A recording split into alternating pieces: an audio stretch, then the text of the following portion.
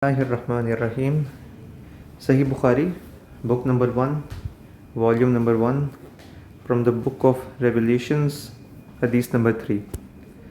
Narrated Aisha Riziyallahu Ta'ala anha, the mother of the faithful believers. The commencement of the divine inspiration to Allah's Apostle Sallallahu Alaihi Wasallam was in the form of good dreams, which came true like bright daylight, and then the love of seclusion was bestowed upon him. He used to go in seclusion in the cave of Hira, where he used to worship Allah alone continuously for many days before his desire to see his family. He used to take with him the journey food for the stay and then come back to his wife Khadija Riziyallahu Ta'ala anha to take his food likewise again, till suddenly the truth descended upon him while he was in the cave of Hira. The angel came to him and asked him to read. The Prophet ﷺ replied, I do not know how to read.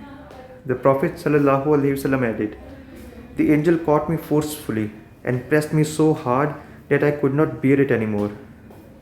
He then released me and again asked me to read, and I replied, I do not know how to read. Thereupon he caught me again and pressed me a second time till I could not bear it anymore. He then released me and asked me to read, but again I replied, I do not know how to read, or what shall I read? Thereupon he caught me for the third time and pressed me and then released me and said, read in the name of your Lord, who has created all that exists, has created man from a clot.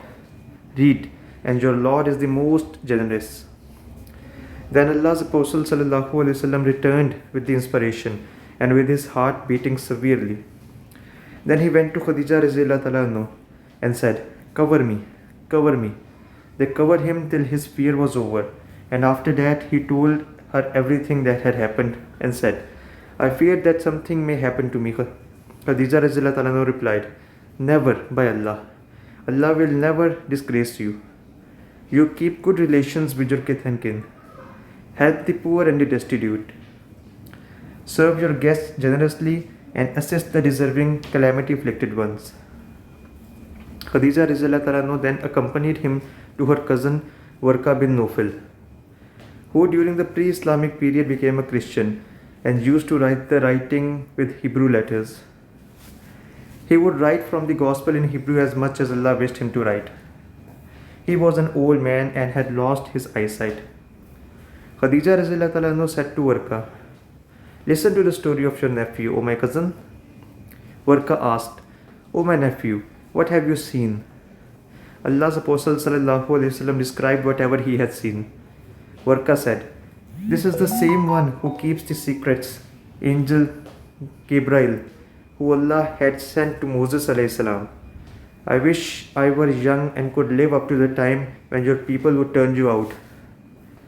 Allah's Apostle ﷺ asked, will they drive me out?